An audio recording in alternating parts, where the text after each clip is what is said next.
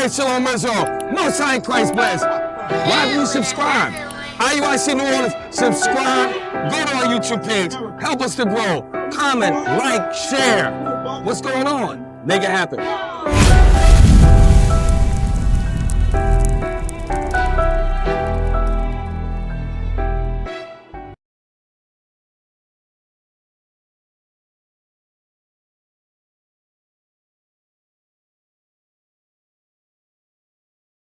Hey, Shalom Israel, Most High in Christ bless. Officer Micah down here in IUIC New Orleans. We down here in the boot. Today's class, a righteous man regardeth the life of his beast. All right, so let's go ahead and open up with Wisdom of Solomon chapter 7 and verse 17. Because it's important. You must understand about your animal. If you decide to get animals, livestock, or dog, cat, whatever you decide to get, you must have a understanding about that animal and don't just go in there and get one blindly. So read that. This is the book of Wisdom of Solomon, chapter 7, verse 17. For he had given me certain knowledge of the things that are, namely, to know how the world was made and the operation of the elements. Operation of elements. Now jump to verse 20. Verse 20. The natures of living creatures. Yep. And the furies of wild beasts. So the natures of living creatures, you must understand certain things about certain animals. If you decide to get an animal, that's part of understanding that beast that you decide to get. You must understand it. Read that from the top again, verse 20. Verse 20. The natures of living creatures. And the furies of wild beasts. You must also understand the furies of some of these beasts, because a lot of these animals have been domesticated, but they started in a wild environment. They've been domesticated by man. God gave man dominion over the animals. So some of these animals, like dogs come from wolves. So they still have that. Every so often you hear a dog go, "Oh," you hear him howling. They're wild animals, but they are domesticated. And people, we like animals. A lot of Israel, they own animals, but you must understand them. Read on. The violence of winds. And the reasonings of men. The diversities of plants. Come on. And the virtues of roots. From there, go to Genesis chapter 1, verse 24. The book of Genesis chapter 1, verse 24. This is the book of Genesis chapter 1, verse 24. Come on. And God said, let the earth bring forth the living creature. Let the earth do what? Bring forth the living creature. Come on. After his kind. Read. Cattle and creeping thing. And beasts of the earth after his kind. And it was so. So the Lord commanded that those things should be brought forth, that these animals, cattle, creeping things, they be brought forth. And we do have interactions with those animals. Some of us choose to, and some of us involuntarily do. But you must understand how to maneuver around those animals, or how to care for those animals when you are in close proximity with them. From there, go to Psalms chapter 104 and verse 24. We're going to read 24 and 25. I'm starting slow, but it's going to pick up. It's going to pick up, Israel, because some of y'all get these animals, and yeah, the dog don't bite, then he mauls somebody. Yeah, this dog, I trained him. Dog will pee in your house. Read that. This is the book of Psalms, chapter 104, verse 25. 24. Start at verse 24. Verse 24. O Lord, how manifold are thy works. They said what? How manifold are thy works. Come on. In wisdom hast thou made them all. The earth is full of thy riches. So is this great and wide sea. Read. Wherein all things creeping innumerable, both small and great beasts. Now jump down to verse 27. These wait all upon thee. These do what? These wait all upon thee. Read. That thou mayest give them their meat in due season. So you have a pet at home. It is your responsibility to make sure that you feed your pet. They need their meat in seasons as well. You can't just let them, let's say you got a gerbil. You can't let your gerbil go 7-8 weeks without eating, it'll die. They need their food in due season. Your cats, your dogs, these animals, you feed yourself, you have to feed them. They need their food in due season. Read on, come on. Verse 28. That thou givest them they gather. Thou openest thine hand. They are filled with good. They are filled with goods. Now, Proverbs chapter 12, verse 10. Proverbs chapter 12, verse 10. Because a lot of us, we want to break down the deep stuff. They want the deep understanding, the deep wisdom. But you will get cows, chickens, dogs, even birds. Like, you'll make pets, but you don't have no care for them. Now see what the Bible says. Read that.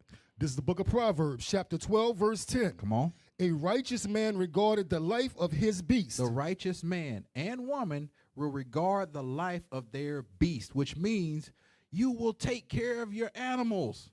You regard the life of them. You treat them with some type of dignity. The Lord designed them. He designed them for a purpose.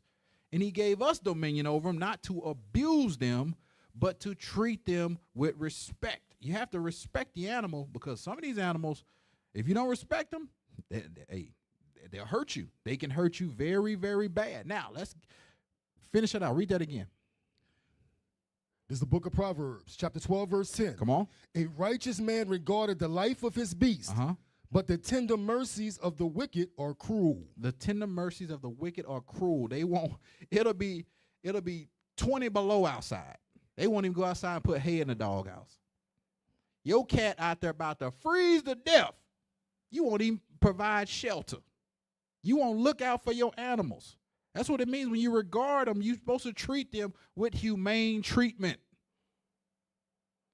Let's get the article. Let's get the article. Read that. Now, I'm not a clinician, but we chew the meat and spit out the bones. Let's read the article. Only sociopaths intentionally hurt animals. Only what? Only sociopaths intentionally hurt animals. Read. A professional view. Read that. Here at Peter, we see horrible animal abuse cases day after day. Our cruelty investigations department is on call 24/7, helping animals and making sure that those who abuse them are held accountable. So let me start right there. Go to Romans chapter 13, because what you don't understand is you can get yourself in some serious trouble if you are found abusing animals. In this kingdom, Esau take this stuff serious. So before you get caught up doing something like that, you might want to educate yourself on how to deal with certain if you elect to get animals, make sure that you are dealing with them properly. If you decide to get cattle, make sure you look into the agriculture department, things like that in your local states. Make sure you're following the laws of the land with these animals, because it's important. You start misusing and abusing these animals, you're going to have certain entities knocking at your door. Read that, Romans 13. This is the book of Romans, chapter 13, verse 1. Come on. Let every soul be subject unto the high powers. Read. For there is no power but of God. Come on. The powers that be are ordained of God. It said the powers that be are ordained of God. Read on. Whosoever therefore resisted the power. Come on. Resisted the ordinance of God. Come on, read. And they that resist shall receive to themselves damnation. Come on, read verse 3. For rulers are not a terror to good works. It's not a terror to good works. If you're doing what you're supposed to do, you're taking care of your animals. If you elect to get them, you good. Read. But to the evil. But to what? To the evil. But those that want to mistreat them, come on. Wilt thou then not be afraid of the power? Read. Do that which is good. It says do that what? Do that which is good. Come on. And thou shalt have praise of the same. The Lord won't jack you up if you do what you're supposed to do with these animals. Now, let's go back. Go back to the article. If you are likely us, you have probably spent a good deal of time scratching your head wondering what kind of person would do such horrible things. It said, what kind of person would do such a horrible thing? Read. That's why we asked Don Drucker, PTA, Peter supporter, and psychotherapist, to share her professional perspective on this. I am a psychotherapist who has worked with all manner of people, including individuals of all age groups, as well as individuals with personality disorders. I have found in other psychotherapists I've talked to and whose findings have read about agree with me, that there is a correlation between individuals who harm or kill animals and psychopathic behavior. There is a connection with people who will do bad things to animals. They'll do bad things to people. That says a lot about your spirit. The way you treat your animal The way you treat your pets is a direct correlation with how you treat people. You treat them animals better. Now, I'm not saying, I get it. You raise certain animals for food. I got that. But if you have an animal that you just got because you wanted a pet and you treat him badly or she badly, check your spirit. Read on. The Diagnostic and Statistical Manual of Mental Disorders, also DSM. The DSM, come on. Is published by the American Psychiatric Association, and it is used as a tool by mental health workers to diagnose clients' psychological problems. Based on their symptoms and behavior, diagnosing clients is necessary for the development of their treatment goals. Unfortunately, there are limited diagnostic tools to confirm the link between cruelty to animals and sociopathic behavior. But sociopathic behavior and sociopathic personality type are indeed prevalent in our society. It said it's prevalent in our society. Jump down to where it says animals. Animals can feel pain and suffer. They can do what? Animals can feel pain and suffer. Just as humans can. Just as what? Just as humans can. It says animals can feel pain just as humans can. Some of y'all would just beat the hell out of your animals. And then you act surprised when a dog bites you. The dog bite the hell out of you. I don't know why it bit me. Well, you beat him like a slave, or you beat her like a slave. They can feel pain. All right? Read on. Come on. But since sociopaths have general inability to emphasize. They don't care. They do not care. Like, well, whatever. It's just a dog. It's just a cat. Meanwhile, the dog keeps all kind of rodents. If you're in the country, dogs will keep certain things away from your house. Cats will keep snakes, rats, all that stuff away from your house. It was created for a purpose. But your spirit's so jacked up, you're like, well, whatever the hell, I'm just gonna beat the dog. And then dog bite somebody. Because the way you treat them. Read. They are able to inflict pain and agony on sentient beings with no feelings of remorse. Hence, the increased probability that cruelty to humans is a next step. So the way you treat your animals is the way you're going to treat humans. Get Sirach 40 and verse 1. We can let that go. You see dogs running around, missing an eye, all scarred up, starved. And then you wonder, like, why the dog acting that way? Because the way you treat them. Read that. This is the book of Sirach, chapter 40 and verse 1. Great travail is created for every man, and an heavy yoke is upon the sons of Adam. So the heavy yoke. Animals labor under humans' authority. They do. They labor under our authority. If you are always messed up, stressed out, you're going to transfer that same spirit onto that dog. I'm telling you, I've seen it. I grew up with animals. The way that you treat those animals are the way that they're going to act. That's the way that they're going to act. You add cruelty to them, you're going to increase that oppression on that dog or that cat, and they're going to act crazy. They're going to be crazy. Exodus chapter 21, verse 29. Oh, man, my dog don't bite. You know damn well you don't get a dog no water. His food bowl be dry. Man, the dog don't bite. Okay. Sure. Get that. This is the book of Exodus, chapter 21 and verse 29. But if the ox were wont to push with his horn in time past, and it had been testified to his owner, and he had not kept him in. Some of y'all be bringing these animals around people, and you know these animals are violent. You know that they have tendencies, and you know for sure that it'll bite somebody. But yet you'll bring the animal around knowing how you treat them, and then it'll hurt somebody. Because you don't regard it for its life. You don't care. You have no care for the animal life. Because you treat them badly. And then you bring them around, folks, and the dog will bite a child or a person. And you can get yourself in trouble for that. Read on. Come on. But that he had killed a man or a woman, the ox shall be stoned. And his owner also shall be put to death. You're gonna be held accountable. If your animal mauls somebody, hurts somebody, you can be held accountable for that. Now, let's get some of the dog behavior red flags. These are some of the things to look for. Read that. Dog behavior red flags are warning signs of stress, fear, or potential aggression. It says fear or potential aggression. Get the Chihuahua video. Get the Chihuahua video. The last one I sent you. It says fear or potential aggression. Play the video. The first time you saw this happen. Look at that. Look. You see that? Potential aggression. Dog looks well taken care of, but you think this owner is really working with this dog. Every time the mail hit the mailbox, what does the dog do? Tear the mail to pieces. Back it up a little bit. First time you saw this happen, I mean, we were in tears. They laughed at it. They said we were in tears. Oh, this is funny. This is funny till it grabs somebody at the back of somebody's leg. You got to correct the behavior. I ain't saying beat the hell. You have to understand the animal. I ain't talking about no Dr. Doolittle stuff, but you got to do some kind of research on the breed before you get it.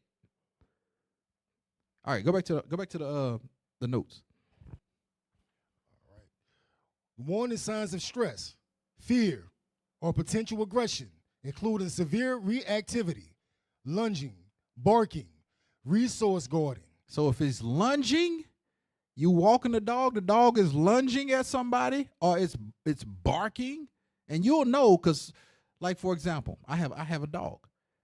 When he's barking, kind of squatting down, his tail's wagging, he wants to play. But if the hair is standing up on the back of his neck, he's lunging, almost drooling out of his mouth. That's not the time for you to walk up and say, yeah, man, you can go over there and pet him. Dog's biting the fence trying to get to something. Yeah, you can pet him. No!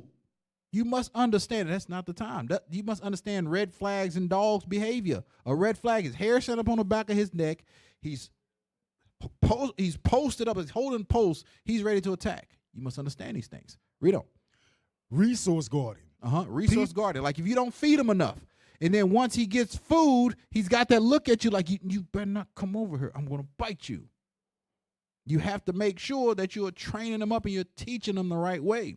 But if you half behind feeding him, and then you go to try to take the food from him, and he's guarding it like, it's a red flag. Read on.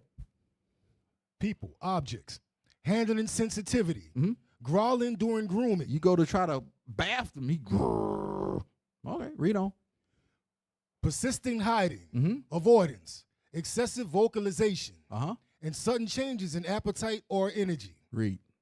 Often indicating underlying issues like anxiety, pain, or trauma that need professional help. Read. Now go down to aggression and fear. Aggression and fear. Growling, snapping, lunging, biting. Clear signs of fear or guarding that should not be ignored. Resource guarding. Snapping over food, toys, space, or even people. Hypervigilance. Constant tension or overreacting to normal sounds. Or never seeming to relax. Always on edge. The dog always on 10. That means you don't know what you're doing. Read. Avoidance, hiding, retreating from new experiences or people, which can escalate to aggression. He sees somebody new, he runs and hides. Why? Because he's ready to attack. He's hiding to get himself ready to attack. Read on. Handling sensitivity, strong negative reactions, mouthing, growling, doing petting, nail trims, or vet exams. Anxiety and stress, excessive vocalization, uncontrolled barking or whining beyond normal communication. Destructive behavior. Destructive, that's what I wanted to get to. Destructive behavior. Destructive behavior. Read that. Chewing, snatching, or tearing things up due to boredom or separation anxiety. You leave the dog alone prolonged periods of time. Dog be in a kennel 3-4 weeks. You just keep him locked up in the kennel. You come back, his joints all stiff, and then you wonder why he tearing stuff up. He tearing stuff up in the house because you ain't doing your due diligence and you ain't having a care for your animal. Read on. Pacing and painting. Heavy painting or restlessness without physical exertion. All right, now for time's sake, grab the picture of all the images of what from a malnourished dog to a healthy dog. Okay, now if your dog look like that one up there in the top left, right there, you gonna have some problems. You're going to have some problems, and you can't say, "Oh yeah, man, the dog, he just, And side note, if you are struggling, you're struggling. Let's say your finances ain't right. If it were me, I would not go get an animal because they require a level of care. You can't be that brother or that sister. You can barely feed yourself, and then you go get a dog. And now, put the picture back up. Your dog look like this. The next one, the dog looks like that. All the way down to where it says obese, extremely dangerous. That is dangerous for animals as well. That's abuse as well. Your dog look like, and Esau dogs be looking like that. Your dog should not look like that. He should not look like that. Whereas the two at the ideal weight, that's around about there, and pet weight. Those are healthy weights. But you got to understand and have a care for your beast. Now, get the little white one. Get the little white one real quick. If your dog look like that, right there, you need to check your spirit. Your dog should not look like that right there. If you like to get a pet, your animal should look like that. That is cruelty. That is cruelty. The Lord will get you for that. Get Exodus chapter 23 and verse 4. The Lord did not give us these animals for us to neglect the hell out of them. He didn't do that. He gave them to us for a purpose. Read that. Exodus chapter 23 and verse 4. This is the book of Exodus chapter 23 and verse 4. If thou meet thine enemy's ox or his ass going astray, read, thou shalt surely bring it back to him again. Mm-hmm. If thou see the ass of him that hated thee lying under his burden, watch this, read, and would his forbear to help him, mm-hmm, thou shalt surely help with him. Even your enemy's animals, you help them. You help them. So what is that saying? You help the animals. You take care of them. All right. Deuteronomy 22 and 4. Deuteronomy chapter 22 and verse 4. Oh, hold on, I went the wrong way. Flip past it. Well, I got a reader. This is the book of Deuteronomy, chapter 22 and verse 4. Mm-hmm. Thou shalt not see thy brother's ass or his ox fall down by the way. Read. And hide thyself from them. Read. Thou shalt surely help him. So thou shalt do what? Surely help him. If you know your brother and sister got an animal and you have some understanding on it, help them. Help them. Explain certain things to them. I got a story. Put the picture up real quick. I'm going to show you something. Put the picture up of the dog. This here is a Rhodesian Ridgeback. Some people may say, where are you going with this? Lead a picture up. Get Sirach chapter 5, verse 15. I'm going to show you where I'm going with this. Get the book of Sirach chapter 5, verse 15. This is a Rhodesian, I think I said that right, Ridgeback. I knew a brother. This was before the truth. He had one of these. And we told, because I grew up in the country, we had animals. I told him, I said, look, man, don't get no dog like that. No, man, it's a great dog. I said, okay, but do you know, he had already got the dog. I told him don't get it. He had already his mindset. He went and got the dog. But he didn't know this. I didn't know this. But I didn't know the scripture, but I understood what it meant to get a dog like this. Read that. Sirach 5, verse 15. This is the book of Sirach, chapter 5 and verse 15. Uh-huh. Be not ignorant. Be not what? Be not ignorant. Come on. Of anything in a great matter or a small. Uh-huh. It says, be not ignorant in any matter, great or small. So now, let's put up what the attributes of this dog is. Let's get the notes of what a Rhodesian Ridgeback, what they do, what they are. And this is why I told him not to get this dog. Read that. Rhodesian Ridgeback. Uh-huh. Bred to run with hunters. They are what? Bred to run with hunters. They are bred to run with hunters. Come on. Tracking lions. To do what? Tracking lions. Tracking lions. Read the second bullet. Needs long runs to stay calm. It needs long runs to stay calm. I told him, I said, look, man, don't get the dog. Well, I said, look, you stay in a 1-bedroom apartment. Your lease specifically says you are not to have animals. You want a dog that was bred to hunt lions. Needs long. A long run ain't from your apartment to your mailbox. That's not even a tenth of a mile. A Rhodesian Ridgeback, they have to run on average roughly about 5 to 6 miles a day.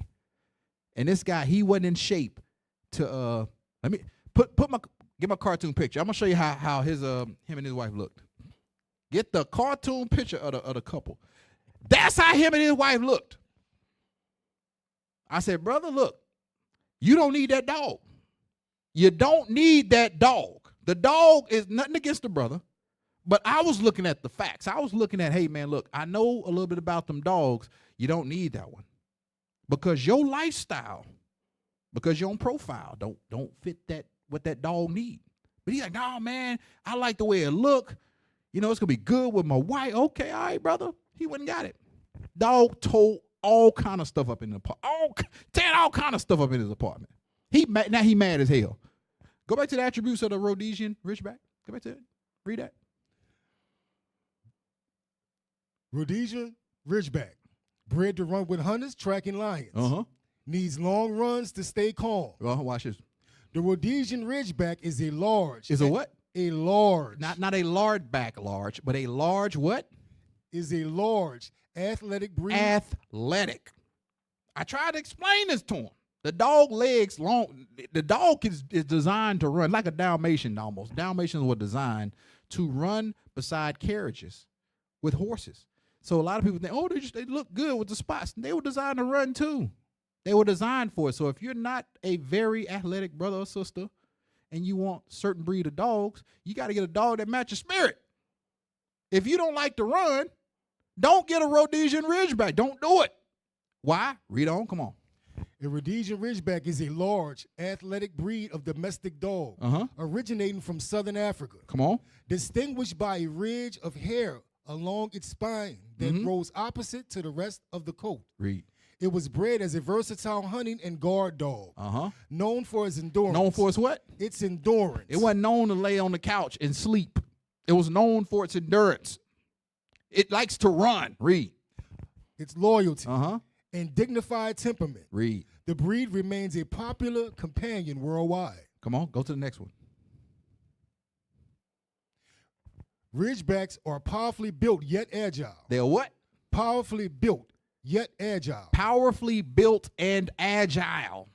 If you are on the husky side and you don't like to exercise, don't get this dog. Don't get the dog that don't match your spirit. Don't do it. There ain't nothing saying you can have a pet, but you must get the pet that matches your spirit. Read on. With deep chest, long legs, and a short, glossy coat. The hallmark ridge begins just behind the shoulders and tapers to the hips, flanked by 2 symmetrical whorls, crowns. Their wheaten coloration helps blend into savanna landscapes, and they have expressive dark or amber eyes and floppy ears. Read on, next part. Calm and confident. Rhodesian Ridgebacks are intelligent, independent, and strongly bonded to their families. They are protective and sometimes aloof with strangers, making them effective guardians. Early socialization and consistent positive training are essential due to their strong will and prey drive. Watch this. Well-exercised Ridgebacks. What's that? Well-exercised Ridgebacks are genuinely quiet, affectionate companions. I was trying to explain that part to him. Well exercised. Get the couple that's well exercised. Well exercised are generally quiet and easy to maintain. But when I was explaining it to him, I said, brother, look, don't do it. Because you don't like to exercise. You don't like to. But hey, he went and got it, tore up everything in his house. Now he's saying there's something wrong with the dog. No, brother, ain't nothing wrong with the dog, something wrong with you. Because you are not well exercised. The dog is barking because he wants to run. But he can't run but so far in your little one-bedroom apartment. Now, let's get the dog videos. Because this is generally what tends to happen. Was it the dog attacks video? This one right here. When this is in bad things happen, yeah, I got it. But when you get the wrong type of animal and you don't know and you're ignorant on how to deal with that animal, this is what tends to happen. Play the video. City's pet owner is in the hospital after her own dogs turned against her. Police say the woman's 3 American bulldogs mauled her at this apartment But now building. pull up a pic. Notice she's in a it says 3 what? Y'all heard it. Give me a picture of an American bulldog for those that don't know what an American bulldog looks like. I'm gonna show you what I know what they look like. Gorgeous animals, but they have a purpose. You must understand the nature of that beast. An American bulldog is not designed to be cooped up in an apartment. That's an English bulldog. I want an American. There you go. Right there. American bulldog. Look at it. That's an American bulldog. Those dogs are very strong, very loyal. But you have to put the time in to train them, to teach them. Now, go back to the video. Park last night. A really difficult story this morning to tell you about. A family is mourning the loss of their 1-year-old child after he was mauled to death by the family dog. After multiple dog attacks, a Twin Cities suburb is considering stricter laws for pet owners. Brooklyn Park is facing a growing concern. 63 reported animal attacks in 2024 alone. With incidents on the rise, city officials are taking action to revise pet ordinances and ensure the safety of residents and their pets. Following an alarming increase in animal attacks, Brooklyn Park officials are acting. All of this starts with a modification to the pet law of the city. With 63 recorded incidents in 2024 alone, more than twice the count from 2019, the city is seeking tighter rules to keep citizens secure. Behind the drive for improvements is the... All right, we can drop it. We can drop it. I played that. This is Minnesota. Notice, you must understand what kind of dog or animal you're getting to avoid certain things. Because you're going to be held accountable. You will be held accountable for the things that your animal that you have ownership of do. You're going to be held accountable for that. Now, let's get the horse. We're gonna change gears a little bit. Let's get the horse. I grew up with horses too. We had these type of animals. And you must understand there's a way that you have to deal with the animals. A spirit in a horse, if you don't break that spirit in that horse when they're young, you're going to have problems when they get older. Play the video. Let's see what Miguel is doing here.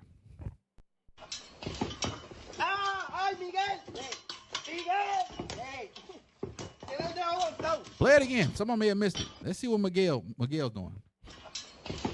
Notice. I'm going to pause it. I'm going to tell you right now. That horse was not worked with when it was young. That horse was not worked with when it was young, and you can see the spirit on them. There's so many things they're doing wrong here. So many things they're doing wrong. You have to break that spirit. The scriptures talk about that. You have to break the spirit of that horse young. If not, he's going to be, that's a headstrong horse right there. That horse is roughly about 2 years old, and he going to give them pure hell. Play on.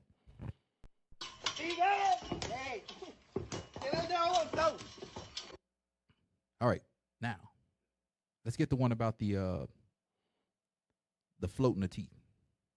Because some of you may have horses. We grew up with horses. But before we get that,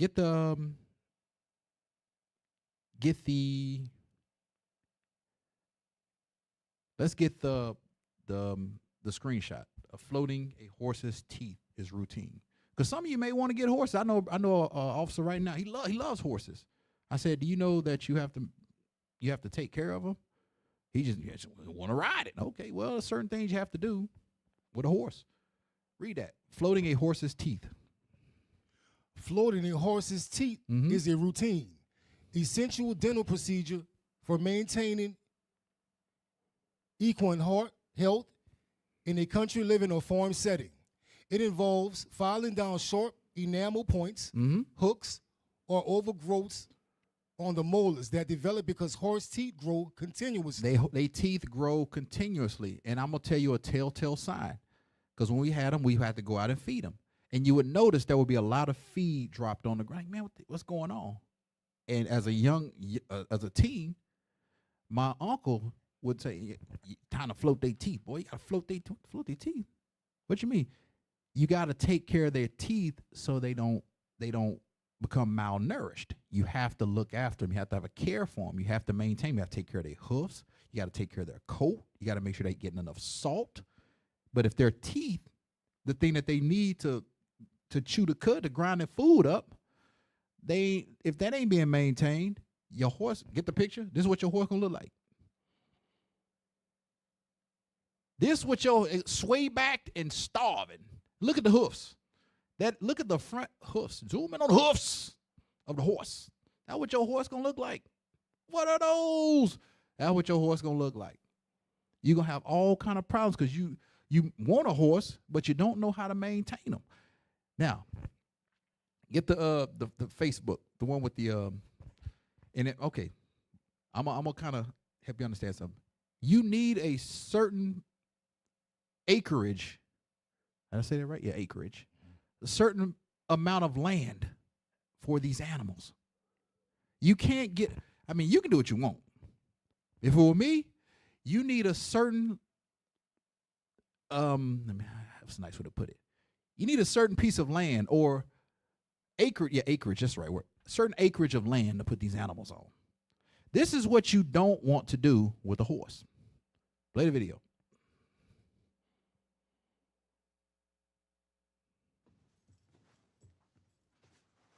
Run it back. You know what I'm saying?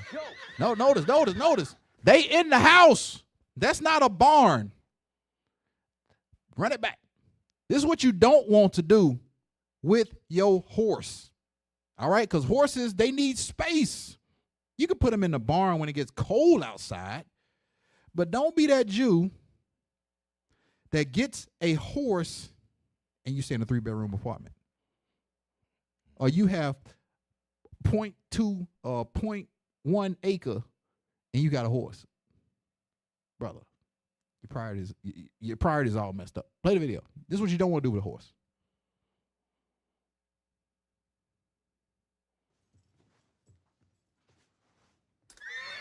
Yo. This is Chuck. Notice where Chuck's at. I'm making no friends, so watch your hands.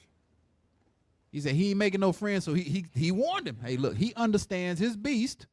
He ain't making no friends, so watch your hands. Play on. But where's Chuck at? Chuck is in the apartment, in the house. In your house. See, run it back. Notice what he said. Oh, that's you right here. He said, notice, why is the horse in the house?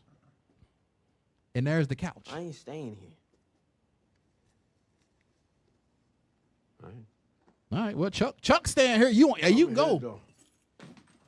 Make sure, brothers, sisters, don't put the horse in your house. Make sure you set up the right way in the right place for your horse, all right? And that you understand what it means to maintain a horse. Now, if you decide to get it, make sure you know how to do it.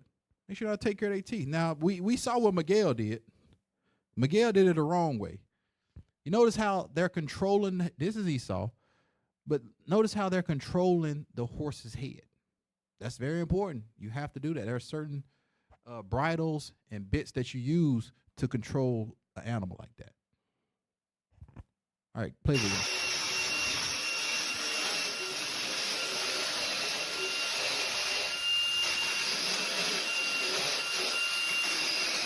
This is floating the horse's teeth. This is what floating their teeth looks like.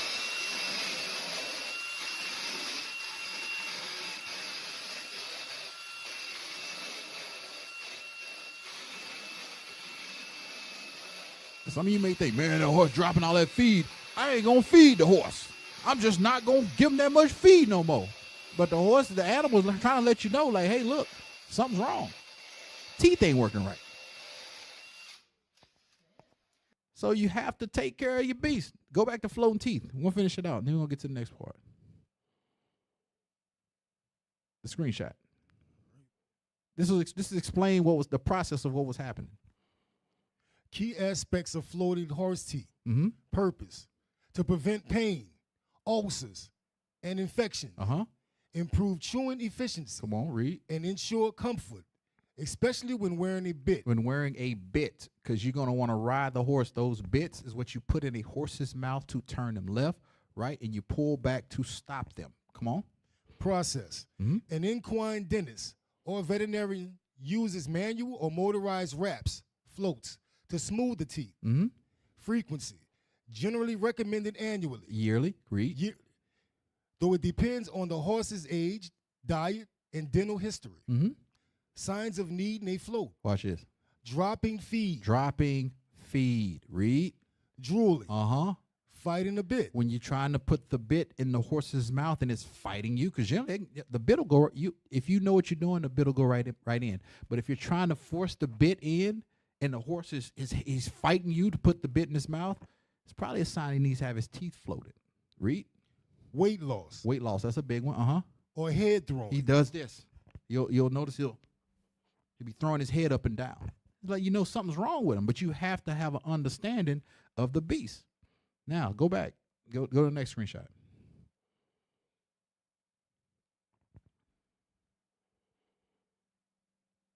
Read that. These are common signs. We read these real quick. Common signs of trouble: dropping grain, feed quitting, drooling or excessive saliva, weight loss. Weight loss. Read. Head tossing or refusing a bit. Foul odor from the mouth. Foul odor from the mouth. Now I'm not saying you stick your head in and try to smell his mouth. You might get bit. Jonah chapter 4, verse 11. Animals matter to the Lord. They matter to God, even in judgment and mercy. Because when we fast, the animals fast, right? Well, your pet's supposed to fast. I know when we do a fast in my house, we take dog food. And old L dog, he be running around back there. But I notice he gets stronger when he fasts, though. So he understands Day of Atonement and all that stuff. I'm not saying he understands me going out there reading the Bible. He understands when I take the food and stuff from him that he ain't finna get nothing to eat. Read Jonah chapter 4, verse 11. Read that. Which one? Jonah 4 and 11. This is the book of Jonah, chapter 4, verse 11.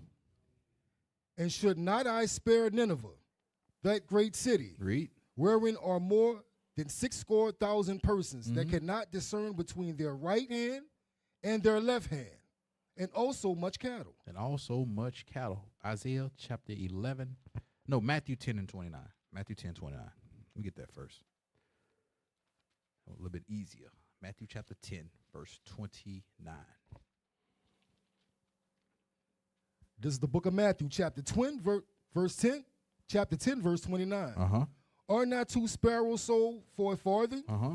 And one of them shall not fall on the ground without your father. It says one of them should not fall on the ground without our Father. The Lord controls everything. He looks out for everything, including the beast. He looks out for everything, including the beast. Isaiah chapter 11, verse 6. Because if you got we rehearsing the righteous acts here on earth, we get the kingdom. You think you're going to roll into the kingdom, treat animals badly? They going to be there. No, that ain't the way. Read that. This is the book of Isaiah, chapter 11, verse 6. The wolf also shall dwell with the lamb. Come on. And the leopard shall lie down with the kid. And the calf and the young lion and the fatling together. Read. And a little child shall lead them. A little child shall lead them. So if you got animals now, teach your children how to deal with them. But you got to be taught. You got to learn how to deal with them. Educate yourself on how to deal with the animals that you want to get. And that way you can teach your children the right way on how to deal with them. Because we're gonna have them in the kingdom, right? And we got to know how to deal with those animals. Read. And the cow and the bear shall feed. Their young ones shall lie down together. And the lion shall eat straw like the ox. Read. And the suckling child shall play on the hole of the asp. Don't go try to play with snakes now. Don't do that. You can get bit. Read. And the weaned child shall put his hand on the cockatrice den. They shall not hurt, nor destroy in all my holy mountain. For the earth shall be full of the knowledge of the Lord, as the waters cover the sea. And in that day. That's all I wanted on that. Now, from there.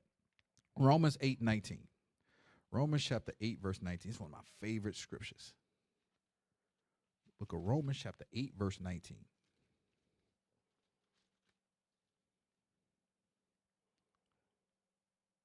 This is the book of Romans, chapter 8, verse 19. For the earnest expectation of the creature waited for the manifestation of the sons of God. So the animals are even waiting for us to get it together. Because look at who's running the world today. Look at who's running the world today. The animals are looking and waiting for us to get it together. So we need to make sure that we're treating them the right way. Isaiah 14:7. Because they will rejoice. They will rejoice when we come back to who we are according to God's laws. The animals will even rejoice because they understand, like, okay, he gonna treat me thus saith the Lord. He ain't gonna treat me like Ray up the block or do dirty. He ain't gonna treat me like that. He gonna treat me how the Lord want him to treat me. Read that. This is the book of Isaiah, chapter 14 and verse 7. Mm-hmm. The whole earth is at rest and is quiet. Mm-hmm. They break forth into singing. Yea, the fir trees rejoice at thee, and the cedars of Lebanon singing. Come on. Since thou art laid down, no feller is come up against us. So even the animals, they're going to rejoice. They're not rejoicing now because there's a lot of animals out here that are being done badly. They are treated very badly. But we got to make sure that we are doing things according to the Lord. Wisdom of Solomon 11 in verse 24.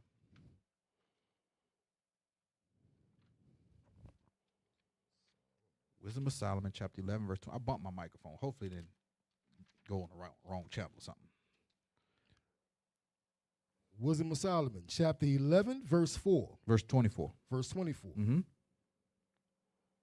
For thou lovest all the things that are, and abhorrest nothing which thou hast made. Mm-hmm. For never wouldest thou have made anything, if thou hadst hated So it. the Lord loves the things. He made them for a purpose. He loved what he made. He made it for its purpose. And he said if he would have hated it, he never would have made it. So if he made it for its purpose, we're supposed to take care of it as such. We're not supposed to neglect it and destroy it. Now, let me get, where was I at? Give me Wisdom of Solomon 12 and 1. This is the book of Wisdom of Solomon, chapter 12, verse 1. For thine incorruptible spirit is in all things. The Lord put that spirit like that dog. The dog understands that he barks. The cat meows. The chicken or the rooster, he crows. The animals, they do what the Lord designed them to do. But when you start abusing those animals, they start to lash out and do things to you. Now, Tobit 4, verse 16. I'm going to skip some of this. This is the book of Tobit, chapter 4, verse 16. Come on. Give thy bread to the hungry, Mm-hmm. and of thy garments to them that are naked, and according to thine abundance give alms, and let not thine eye be envious when thou givest alms. It says, give bread to that's hungry. That applies to your animals too. If you know your dog, your cat, your cows, your chickens, if they hungry, feed them.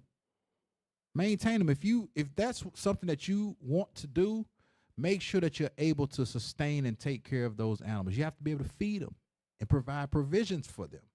Don't get them and then neglect them. Take care of them. Get Tobit chapter 4. No, Tobit 5 and 16. It's the book of Tobit, chapter 5, verse 16. Mm-hmm. So they were well pleased. They were well pleased. Read. Then said he to Tobias, prepare thyself for the journey, and God send you a good journey. Mm-hmm. And when his son had prepared all things for the journey, his father said, go thou with this man, and God, which dwelleth in heaven, prosper your journey. Read. And the angel of God keep you company. Come on. So they went forth both, and the young man's dog with him. His dog went with him. Tobit had a dog, and his dog went with him. You think his dog would have went with him? Get the one with the dog with the beer bottle. You think Tobit dog looked like this? You think Tobit dog looked like this? No. Tobit dog did not look like that because he went with him. He took care of him. He took care of his dog. He didn't look like that. Get the next picture with the high top. Now, Tobit wasn't doing this either. I know how some of y'all think, no, this is like something Northern Kingdom would do. Shout out to Northern Kingdom. Tobit dog did not look like that. He took care of his animals. He took care of his beasts. It said his dog went with him. Go to Tobit 11:4. Most dogs, if they being neglected, they gonna leave. They gonna attack you or they gonna leave. But this dog did not look like that. Not with the cigarette in the liquor. Read that. Tobit. This is the book of Tobit, chapter 11 and verse 4. Mm-hmm. And take in thine hand the gall of the fish. So they went their way, and the dog went after them. Now Anna said, the dog went after them. Notice the dog kept up with them. It didn't say the dog just said, to hell with it now, I ain't going. He understood, like, okay, he's looking out for me, so I'm going to take care of him. Let's get another example. Let's get a sister. Go to Judith, chapter 8, and we're going to start at verse 2. This is the book of Judith, chapter 8 and verse 2. Mm-hmm. And Manasseh was her husband. It said Manasseh was her husband. Read. Of her tribe and kindred, who died in the barley harvest. So Manasseh, he died. Come on. For as he stood overseeing them that bound sheaves in the field, the heat came upon his head, and he fell on his bed, and died in the city of Bethulia. And they buried him with his fathers in a field between Dothaim and Balamo. So Judith was a widow in her house 3 years and 4 months. So she was a widow for 3 years and 4 months, because when Manasseh died, she didn't have a husband. Read. And she made her a tent upon the top of her house, and put on sackcloth upon her loins, and wear her widow's apparel. And she fasted all the days of her widowhood, save the eyes of the Sabbath, and the Sabbaths, and the eves of the new moons, and the new moons. So she fasted with the exception for the Sabbaths, the eves of the right before the Sabbath, the new moons, and the feasts and the solemn days. Come on. She was also of a goodly countenance, and very beautiful to behold. Read. And her husband Manasseh had left her gold and silver, and men servants, and maid servants, and cattle. So he left her these things. He left her these things. Did it say that they went to crap? No, they didn't. They still had to be maintained and taken care of. Give me the picture of the cow. That cow, her cow didn't look like that. It did not look like that, because they still had to be maintained. They were left to her, so she had to make sure that they were looked after. So now, those of you that want to get cattle, I know there's some out there, get me the screenshot of taking care of cattle. Let's read that. Taking care of cattle requires providing a balanced diet, consistent access to clean water, proper shelter, and routine health checkups. Read. Key aspects include managing pastures with 1 or 2 acres per animal. Notice, it says 1 to 2 acres per animal. Where I grew up at, we had roughly about 20 acres, and we had about 5 to 6 cattle. So message, don't get a cow. Don't get a cow if you live in a duplex on 0.1 acre. It ain't gonna work out for you. It's not gonna work out for you. I'm gonna tell you something about cows. They need places to graze. What does that mean? They need to walk and eat. If you are in a 1-bedroom apartment and you got the bright idea that you want to get cows in your 1-bedroom apartment, it ain't gonna work out for you. It's not gonna work out. Read on. Providing vaccinations. Let me start at the top. Key aspects include managing pastures with 1 to 2 acres per animal, providing vaccinations for disease prevention, and maintaining clean, dry bedding. Daily care involves monitoring feed consumption and ensuring a stress-free environment. So I saw this when I was in South America. They were doing it all wrong. They had a cow. They had this big bull. It was a bull. They had me. Cap was with me. They had the cow. They didn't have it set up. They had the cow on a rope. I'm like, what? And when I saw, I knew. I said that ain't right. And so the cow eventually got off the rope because you didn't have it maintained properly. You have to make sure that you have the stuff that you need for these animals. You have to make sure that they're set up properly prior to getting these animals. Read on. We almost done. 1. Nutrition and water. Mm-hmm. Water. Provide unlimited access to clean, fresh water. Cows can consume up to 30 gallons a day. That means you don't just get you a 5-gallon bucket for your cow to drink out of. It says they can drink up to 30 gallons of water a day. They drink water. They drink water. Read. Depending on temperature and type. Mm-hmm. Feed. Ensure a diet of high-quality forage, pasture, or hay, and supplement with grain based on age, weight, and whether they are for beef or dairy. So if you're raising them for food, well, beef and dairy is pretty much meat and milk. But there's a certain type of hay. I know when we were growing up, we used to get square bales and round bales of alfalfa hay. They used to love that stuff. It was good for them. They loved it. But you got to know this stuff. You have to be able to research and have an understanding of that beast that you want. That's how you have a care for it. Read. Mineral access. Mm-hmm. Provide salt and mineral blocks. Provide what? Provide salt and mineral blocks. There's a such thing. Look up a salt block. It's a salt block. We used to get them. They were big squares. Y'all may not. I know what it is. I know if y'all pull it up. I meant to get it. You have to provide salt blocks. Not like your pink Himalayan salt that y'all thinking of. You know, we go out there with your pink salt and try to. No, it ain't that. Cow. Just type in cow salt block. Because they need salt. They need these things. You have to understand that their needs and provide it for them. If you decide to go and get you some cattle, you must understand they need that. That's it. There we go. That is a salt block. And notice, that's what they do. They lick them because they need that salt. Scroll up. That's what they'll do. They'll lick it. They'll lick the block because they need salt. Yeah, you can get some pink Himalayan, but your little... Y'all edit that part out. You can get your pink. It ain't your little pink Himalayan that you got in your cupboard.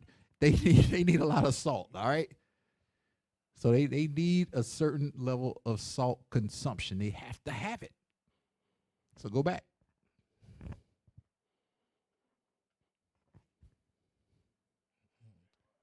Mineral access. Provide salt and mineral blocks to ensure proper nutrition. Mm-hmm. Feeding method. Use feeders for hay and grain to avoid waste and contamination from the ground. Because there's they eat so much, you can't just if you'll note, like if you pay attention to you that are in certain rural areas, most people who have heads of cattle, they'll have the pasture divided. They'll have them grazing in one particular field, and then once that field they've ate certain amount of the grass down, they'll bump them over to the other half of the field. But it gives the grass time to grow. Just because you see like certain pieces popped up, they don't eat that. Goats, they come in and eat stuff like that. But they'll move them from that pasture because when they eat so much of the grass and the hay, they poop. That goes back into it. And you don't want them. That's where those diseases and things start coming from. If you got them grazing in a pasture, you never move them over. That's why you got to have the land set up, because that fertilizer goes back into the soil. But if they in there eating and it's not breaking down, the dung is not breaking down, they'll get sick. So read on. Shelter and environment. Mm-hmm. Shelter. Provide protection from extreme weather, such as 3-sided sheds, 3 thickets, and windbreaks. Bedding. Keep bedding clean and dry using straw or wood chips to prevent illness. All right, for time's sake, let's go to the extension, OK State. So we can show you what a healthy cow. We show you what an unhealthy one looks like. We can drop this. Let's go to the last link I sent. The extension OK State. We'll show you what we showed you what an unhealthy one looks like, one that's struggling. Now we're going to show you what a healthy cow looks like. Because we know a lot of y'all like to eat, but you got to know what a healthy cow looks like. Scroll up. The other way. We're not going to read it. We're going to go to the pictures. Going to go to the pictures. Let's see some brisket, some ribs. That's not a healthy cow. You'll see one. Keep going. That's one nursing. Just because they fat. Hold on. Go back. That's an obese one. Read that right there. BCS 8. BCS 8. Uh-huh. The cow is obese. Her neck is thick, and her back appears flat or square due to excessive fat. The brisket is distended in large pockets of fat that are evident around the tail head. Now, scroll up. You're going to see what he said. Look, notice. See the head and see the tail? It's obese. That's an obese cow. Now, go back up. We passed the healthy one. Y'all was scrolling too fast, though. Right there. That's a healthy one. The cow appears in very good flesh. The brisket is full. Yep. The tail head shows pockets of fat, and the back appears square due to fat.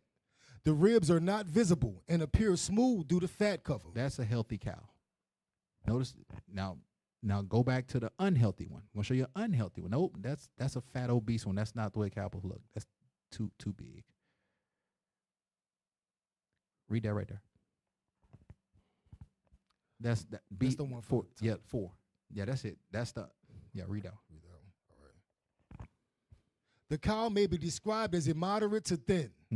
The last 2 ribs can be seen, and little evidence of fat is present in the brisket, over the ribs or around the tail head. The spinaceous processes are smooth and difficult to identify. Now go back to not that one. It was, nope, the other way. Scroll the other way. And when a cow's nursing, you got to pay particular attention to, because, no, that here we go. No, that one right there. You got to pay particular attention to, because those calves will pull the weight off the cow. Read that right there, BCS 1. The cow is severely emaciated and physically weak, with all ribs and bone structure easily visible. Cattle in this score are extremely rare and are usually inflicted with a disease or parasitism. Yeah, they have parasites in them. So that's one that's unhealthy.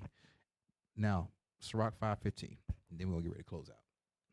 Because when like certain things like that, like in dogs, those of you that have dogs and you see them, you may see them.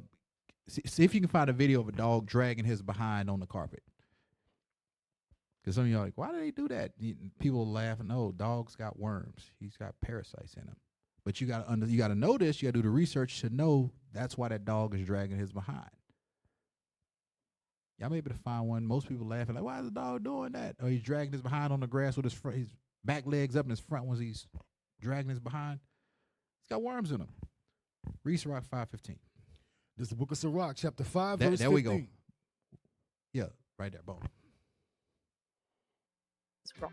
Scooting is your dog's way of telling us that something feels a little off. The most common reason is full or irritated anal glands, but it can also cause by things like allergies, skin irritation, or even worms. There we go. That's why regular fecal testing is so important. Worms. They'll be wormy. They'll have worms in them. So if you see a dog doing that, chances are don't be giving them food that ain't supposed to be eating, like chocolate. I've seen people get their dogs Skittles. Lord help them. Read Sirach 5:15. This is the book of Sirach, chapter 5, verse 15. Be not ignorant of anything in a great matter or a small. Read that again. Be not ignorant of anything in a great matter or a small. So don't be ignorant in anything, any matter, small or great. If you decide to get an animal, don't be ignorant. Don't be ignorant. Horses, cows, chickens, whatever the case may be, make sure that you do the research when you get these animals. So now, I just wanted to recap. I had it real quick. I passed it. I think that's it. Yep, that's it. So, all right. So animals, they God's creations. Righteous people care for their animals. Cruelty and neglect, that's wicked. Animals deserve food, rest, and protection. God notices how we as Israelites treat our animals. So with that, I'm Officer Micah, IUIC New Orleans. Hopefully you got something from the class. Shalom. Across the earth, the prophets move. From city streets to distant lands, the message is the same. Israel must rise. Through every quest, every journey, the truth spreads. No border can contain it. No distance can silence it. Our nation lives in every moment. In joy, we celebrate marriages. In sorrow, we honor our dead. On the Sabbath, we gather as one. Families rejoicing together, bound by the commandments of God. Yet are we tried. From the stones in Kenya to the hatred in Montana, we endure as a soldier of the Lord. And still, the mission expands. On the airwaves, on the screens, in every nation under heaven, Israel's voice is heard. We build our communities. We raise our children in royalty. We restore what was broken. We clean what was defiled. We show the world who we are.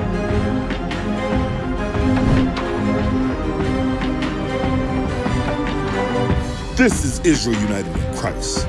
Nation in motion. Nation endures.